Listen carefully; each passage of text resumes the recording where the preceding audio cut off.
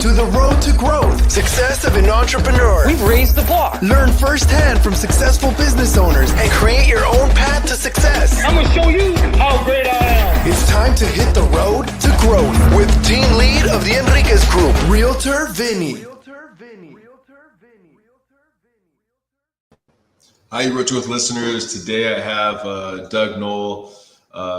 In essence, growing up with some trouble to a civil attorney to kind of a mediator, author, a lot of moving parts. We'll see kind of how the flow, everything kind of goes through. But thank you, Doug, for being here today. Hey, Vinny, thanks for having me on the show. You know, I wanted to just thank you so much for this podcast. I've listened to a lot of your episodes, and they're really amazing. It's hard work putting on a podcast. I've got my own, so I know how it goes. But one thing I want to do for your audience is give Vinny a 5-star review. Get out there right now. Get on Apple. Get on Spotify. Give him a 5-star review. The only way our podcasts get out there is when you people who are listening, who love what Vinny has to say and love his guests, vote with your 5-star. So go do that right now.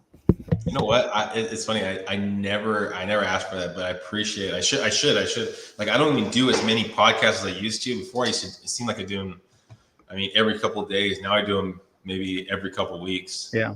I just want to kind of get someone that I'm kind of interested in and curious to hear the story. First off, because you're a mediator, author. How do you describe yourself these days? Do you just say you're an attorney? Do you say you're an author? Do you say you're? That's so hard. How do you if you're at a cocktail party? What does that kind of look like? What's my elevator pitch? Well, if I'm at a cocktail party, most people, amazingly enough, don't ask me because I'm asking them. And it's interesting when my wife and I leave a party, I said, well, did anybody ask about you? Nope. Well, nobody asked about me either. So I guess it was a successful party. What I tell people is that I'm a lawyer turned peacemaker, author, speaker, teacher, professor, and visionary.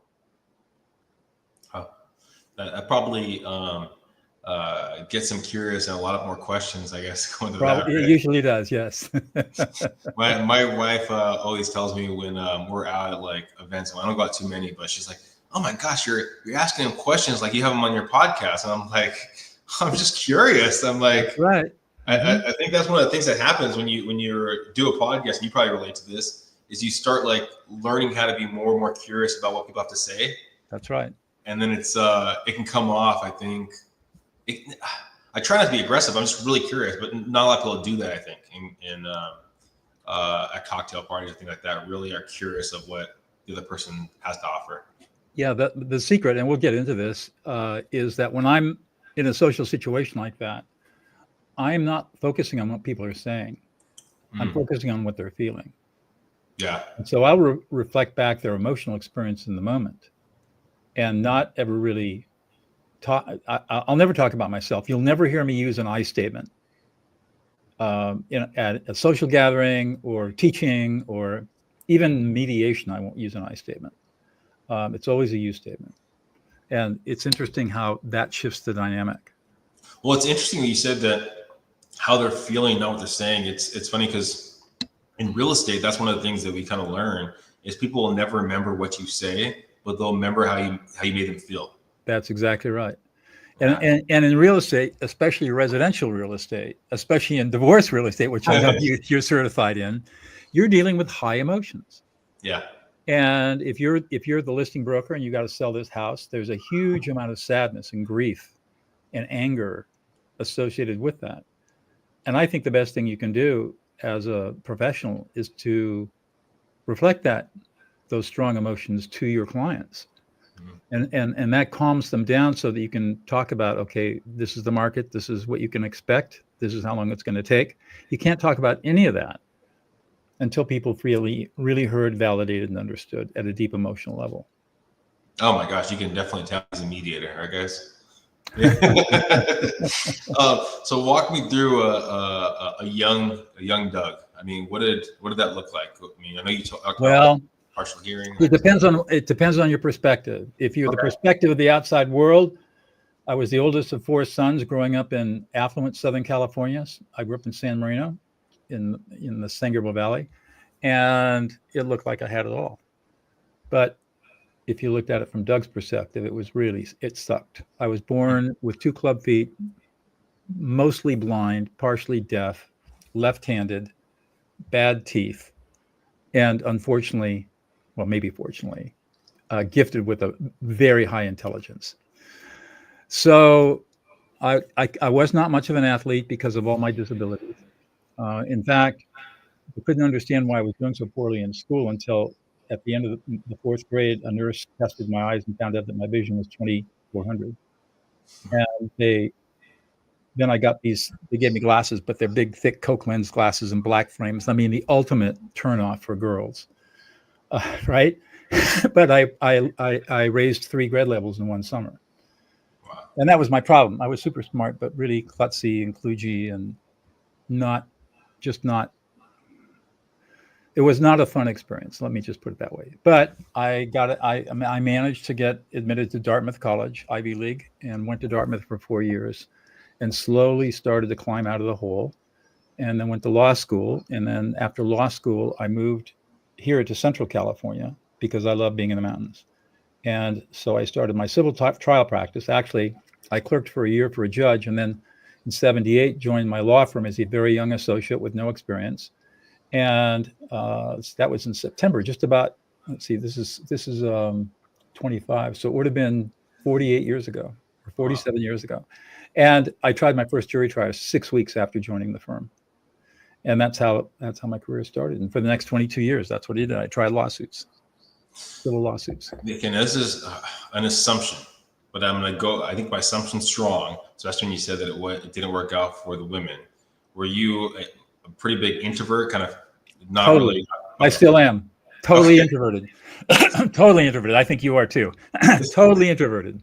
So, absolutely. I don't like going to big gatherings. I never go to rock concerts. I never go to sports events. I hate being in crowds. And I live on 10 acres with my wife and 2 dogs and 2 cats and 6 chickens in the central Sierra Nevada, and it is perfect. Nobody around. So you had to get out of your shell a little bit to meet your wife. Well, this is my second wife. I met my first wife, and it turns out that we were both attracted to each other because we were professionally very successful. Gotcha. Okay. But we were both really emotionally wounded in many ways. And so that marriage went on for 17 years and was pretty unhappy. And it finally dissolved. And then I had no interest in dating or women or relationships. And I met my current wife, and she chased me and caught me. And we've been together for 20 years, and I've never been happier. She's an amazing woman. But I went through a lot of growth to get there. It did not come automatically. So what drove you then, right? And you said that it wasn't women. Was it, proving the doubters wrong, or the young Doug, or what drove you to actually go to law school, go through all the schooling, do this? I went to law school because in those days, if you didn't go to med school, you went to law school. I didn't have any great intention of becoming a lawyer. And in fact, even after I became a lawyer and started practicing, it was not my passion. It was something I was good at, but I was really living a divided life. I'd be a lawyer during the day, and at night I was a completely different person. I had spiritual growth, spiritual practice, and interested in all kinds of things outside the law. Like, I taught skiing for 20 years. I was into whitewater rafting and kayaking and rock climbing and all this stuff that I loved doing. Practicing law paid the bills, so I could do that stuff. But I wasn't thrilled to be a lawyer. I just did it because I was good at it and could make some money at it. Eventually that changed. So what changed? Was there a trigger moment? Was there just something just festering inside? What did that look like? It was a 10-year transformation. In the mid 80s, I picked up the martial arts, started studying a northern Chinese animal style called shoshu, and very vicious. Our motto was, we break bodies, not boards. And I was awarded my 2nd degree black belt right around my 40th birthday that would have been 1990. And my teacher told me to go study Tai Chi as a martial art. So I did. And Tai Chi has as a martial art, has 2 very interesting paradoxes. The first is the softer you are, the stronger you are. And the second is the more vulnerable you are, the more powerful you are. Soft to be strong, vulnerable to be powerful. This did not compute. And but I continued to practice Tai Chi and learned a bunch of different forms and weapons, and it's a lot more than what you see on the old people doing all that stuff. Much, much more. And when you start studying it as a martial art, it's an extraordinarily deadly form of martial arts. So one day, 3 or 4 years later, probably 6 years later, I was in a courtroom trying a case, cross-examining somebody, and the thought came to me, what the hell am I doing in here? And after that trial, I had a vacation planned. We had a whitewater trip planned up in central Idaho in the main fork of the Salmon. And my buddies and I went up, and I spent 10 days on the river in my boat all by myself, thinking about how many people I'd really served as a trial lawyer in at that time around 20 years. And I could only count 5 people that I thought came out of the system better than not. And I said, I'm just not going to do this anymore. I don't want to go another 30 or 40 years and say that I've only helped 15 people. That's not who I am, and that's not what I want to do.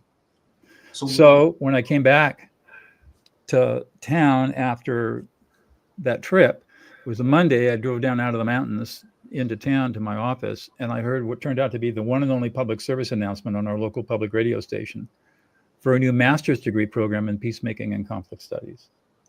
And I enrolled.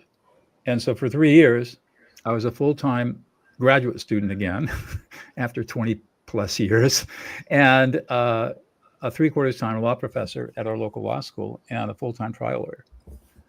And my training in my master's degree absolutely blew my mind. And I said, this is where I want to be. This is right for me. So I left the practice of law in 2000 and gave my partners a week's notice. We couldn't come to agreement, and I was getting crap from the managing partner. So I just basically walked out, left $10 million on the table, and became a mediator and a peacemaker. And then to carry the story on, because it gets even more interesting, the one thing I didn't have was a way of calming angry people down. And I was getting called in to deal with some very high conflict cases, some of the largest families in California having family business conflicts, or in one case, one of the largest real estate agencies in Silicon Valley. The partners couldn't get along. My problem was that I didn't know how to calm them down, until finally in 2005, in a very contentious divorce in Santa Barbara. It wasn't a divorce, a very contentious case between people who had been divorced for 20 years. I discovered this idea of listening to emotions. The technical term is called affect labeling. And I used it with them. I had them listen to each other's emotions rather than their words. And when the mediation started, they were screaming vile epithets at each other. I mean, literally, if there had been knives on the table, there would have been blood on the floor. But after I got them listening to each other at a deep level, deep emotional level, they both calmed down. And eventually, we got to the end, and the ex-husband looked across. He looked at his ex-wife and put his head in his hands and started to sob, really racking deep sobs. And finally, he quieted down after a couple of minutes and blew his nose and cleaned himself up and looked at her and said, "That's the first time you've listened to me in 25 years." And they immediately settled the case. I wasn't even involved. I didn't have to do anything. They just figured, this is stupid. Let's stop this. And then they walked out holding hands and had lunch with each other. And that was my discovery. So then fast forward 5 more years, and my colleague Laura Coffer and I start the Prison of Peace Project. And we had been invited into prison by a woman serving a life sentence without possibility of parole in the largest, most violent women's prison in the world. And she wanted us to come in and teach the women who were serving life sentences how to stop prison violence. And we said yes. And it took us 6 months to get permission, but we finally started. And the very first skill we taught these women was how to listen to emotions. And it was absolutely transformative. I mean, it was just unbelievable how they changed.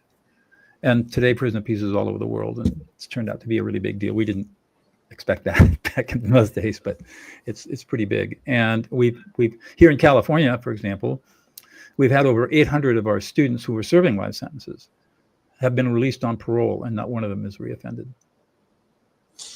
And I think anyone listening right now is going to go, well, how do you listen to someone's emotion? That's right. So here's how you do it. It's simple to describe.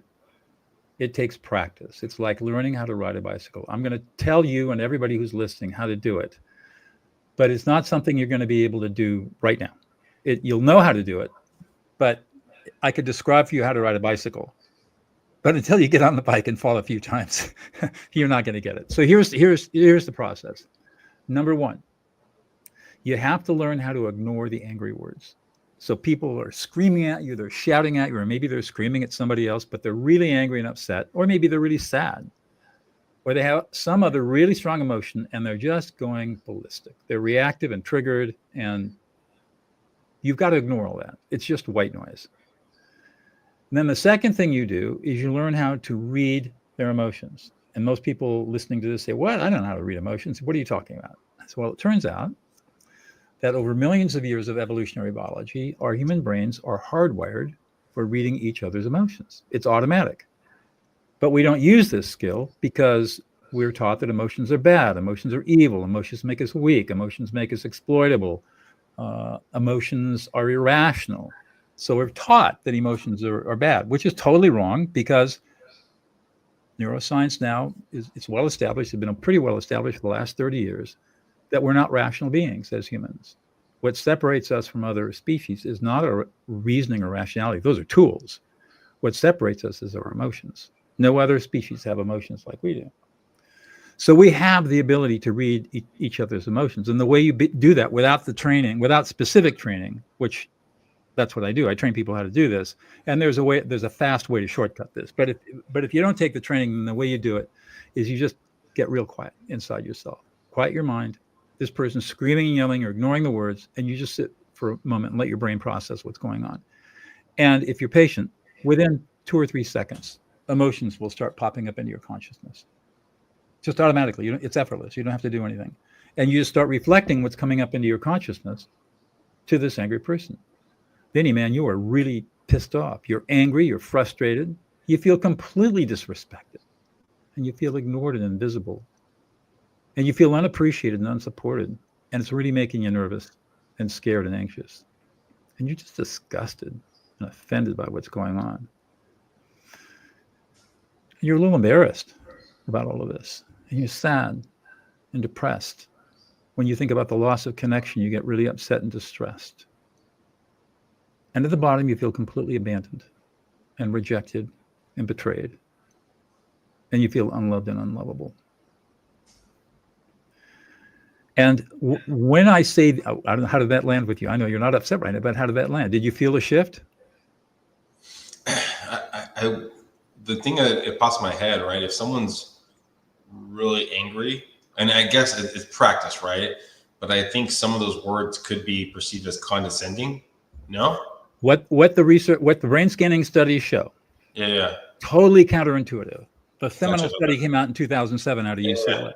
Totally counterintuitive. Yeah. When you name somebody else's emotions, yeah, it has the effect of inhibiting the limbic system in the brain, especially the amygdala, associated with negative emotions, and activates a part of the brain called the right ventrolateral prefrontal cortex, which is part of our executive function and part of our executive function that processes emotional data. Yeah.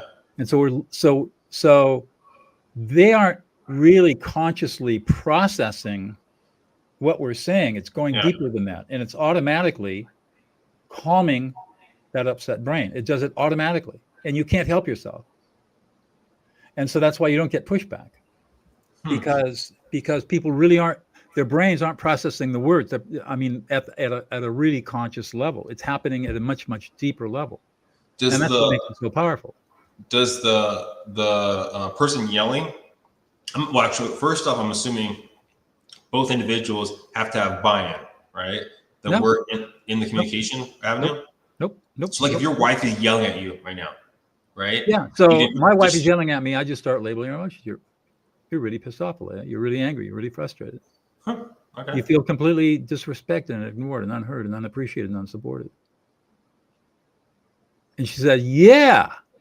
And you're worried and concerned. Yeah. You're really sad. You don't feel like you're being loved right now. You feel betrayed and rejected. Yeah. And you feel completely abandoned. Yeah. And now she's calm. Okay, so what do we need to do to solve this problem?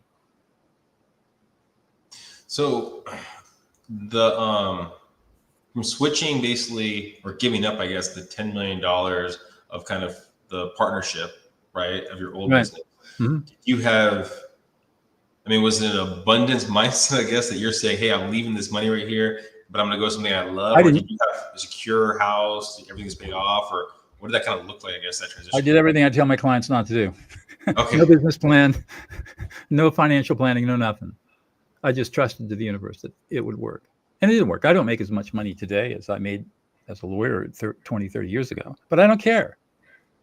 I learned that money is not what you live for. Money can make things a little easier, but at the end of the day, happiness does not come about by wealth, financial wealth. It comes about by feeling emotionally safe and creating emotional safety for others. That's where happiness is. Do you think, I mean, I know you've talked about basically the Tai Chi and all this different like classes you've taken, the training you've taken.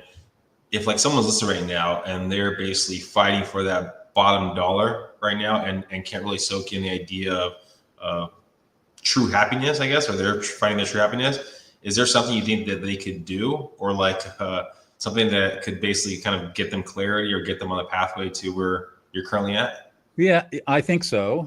I think that you have to really ask yourself, is having material wealth really that important to me? We live in a culture that says yes. We're just bombarded with billionaires and their wealthy lifestyles and celebrities and their wealthy lifestyles. And they're not any happier than anybody else, even though they got a ton of money. In fact, most of them are pretty miserable. So you just got to ask yourself, what hole are you filling inside yourself with this ephemeral goal of wealth that is never going to get filled by an externality? It has to be filled inside yourself by you. And so what is that? What is that something that has to fill the hole? And typically it's emotional safety and connection with another human being. Do you feel you've already filled basically the hole that you had inside yourself? Is there anything you're fighting for, like going in the future? Yeah, absolutely. I mean, I would say that probably during the prison of peace, in the formative years of prison of peace, when I was transforming lives of incarcerated people in maximum security prisons here in California, I think that became so fulfilling because there was no money involved in this. That became so fulfilling that it really filled up all the holes that I had from childhood and really helped me heal. Isn't that paradoxical that I'd be walking in a maximum security prisons 2 or 3 days a week, teaching murderers. For 3 years, I was working at Corcoran State Prison, 100 feet from Charles Manson's cell, working with the worst of the worst. In fact, the first time I saw my students, they were all in cages with hand and feet shackles in a semicircle around me. And Laurel, we just sort of, our eyes kind of went wide and said, wow. And our goal was to teach them how to stop prison violence, and we succeeded. And just let me give you one story. This is my favorite story, the first story out of prison, but it'll just illustrate how it filled my hole. So this was about the 5th week of training with our first group of women, 15 women at Valley State Prison for Women, which at that time, as I said, was the largest, most violent women's prison in the world. And we walked in early to this dingy conference room. Let me tell you, teaching in prison is not like teaching in a corporate conference center. It's a little different. And one of our students, Sarah, was over in the corner crying. And so we walked over and Laurel kneeled down next to her and said, "What's going on?" And she looked up at us and said, "Well, I've been in prison for 18 years and I'm serving a 25 to life sentence because as a drunk driver, I killed a family of 4. And I came out of that accident without a scratch, but I had to hand my 3-year-old over to my sister to raise. And I've written him a letter every single week for the last 18 years and I've never heard back from him.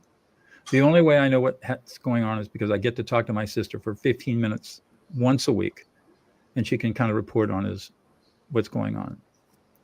So last week after class, I decided to write him a letter and label his emotions, describing all the emotional experiences he must have had with a mother who completely abandoned him and who's now a felon serving a life sentence in prison, and how abandoned he must have felt and how mad and angry and pissed off and rejected and betrayed.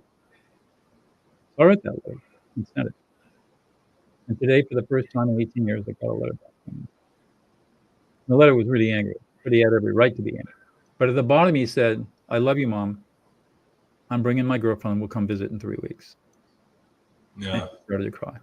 And that's when I realized, holy crap, this is really powerful. So stories like that feed your soul. Well, let's say, if we were talking in 10, 15 years from now, what are your goals or aspirations with kind of building up this mindset, I guess, or Well, that in platform? 15 years, I'll be 90. So I hope I'm just as vibrant and alive today as I am now. And I plan on that.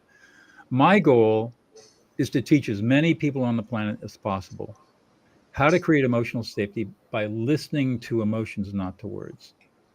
And I want millions of people to learn these skills, because if we learn these skills, our society and culture will be very, very different than it is right now.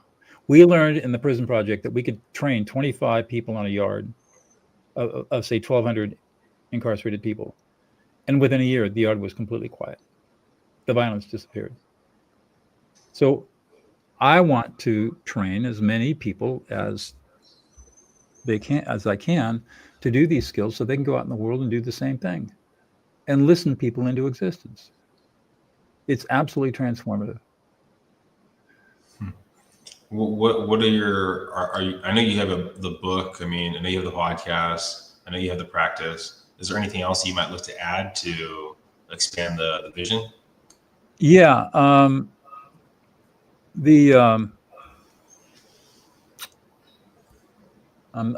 pausing here to think about how to phrase this. Well, first of all, yeah. So what I offer is, I have a book out, De-escalate: How to Calm an Angry Person in 90 seconds or less. But I also do, coaching. So individual coaching and group coaching. And I basically, my audience are high performing individuals, like people that are your audience, and high performing couples who are having difficulty in their relationship because they don't have emotional safety, and working with leaders in a business and corporate settings who are trying to build loyalty and intimacy on their teams and don't know how to do it because they don't know how to deal with emotions. So that's my core audience. So what's really cool is that I want to offer your audience something I've never done before, which is I've called it my Peace Under Pressure Kit. And I'll just describe it really quickly and how people can reach me and get it. It's going to consist of 3 things. Number one,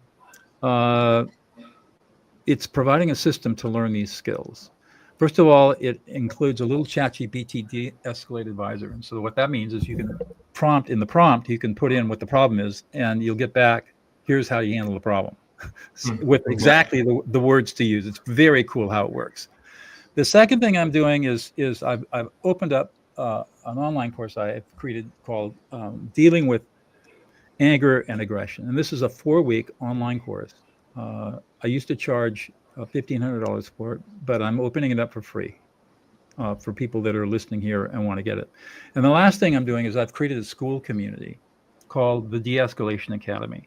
And this is a community of people who are really interested in learning these skills in a group and community setting. And so we have a ton of information and free resources and all of that. So people get the De-escalated advisor, access to the Dealing with Anger and Aggression course, and also an invitation to join the school community. And the way you get it is really simple. You just DM me on LinkedIn at Douglas Noll and type in Growth 25, which is what I'm calling your podcast. And we'll have a little DM conversation. And if you're really interested, I'll get your email and I'll send you all the stuff and get you started. So that's probably the easiest, simplest, most I'm going to say easiest way for me to expand my reach, so to speak, and help everybody who's listening right now learn these skills. And in the show notes, I do have his LinkedIn. So if you didn't get all that, his LinkedIn's in there. Just reach out to Doug. Thank you, Doug, for being here. Any other last kind of words of wisdom you want to throw out to the audience? Yeah. One other thing. I had this insight earlier this week, and I actually posted something on Reddit, and within 24 hours had over 22,000 views. That's pretty amazing, right? So let me tell you what it is. I'll just leave you with this thought. We all think that in a personal relationship, intimacy is created by sex. And it turns out that's just not true. What creates intimacy in our personal lives is creating emotional safety for our partners. And we're never taught how to do this. We are ignorant about that. And in fact, our culture tells us not to create emotional safety because emotions are considered evil and bad. But when you learn how to create emotional safety using this, ignore the words, read the emotions, reflect the emotions, you build instant intimacy and trust. And you can do this either in your personal relationships or as a leader in a business organization. And it will completely transform your life and the lives of everybody around you. It's absolutely phenomenal. Well, again, thank you, Doug, for being here. Hopefully, everyone listening got some great nuggets right there. I mean, just simply this idea of understanding the emotions that, not the words, but the emotions that they're trying to portray. I mean, it's a huge thing. And I mean, I never thought of. I mean, I thought about it with the like transaction, and other stuff like business, but never in just kind of communication. So I think that's just a big thing to take away. But please, guys, please subscribe, please share, go find Doug, and just, I mean, reach out to him on LinkedIn. Have a great one, everyone. Bye.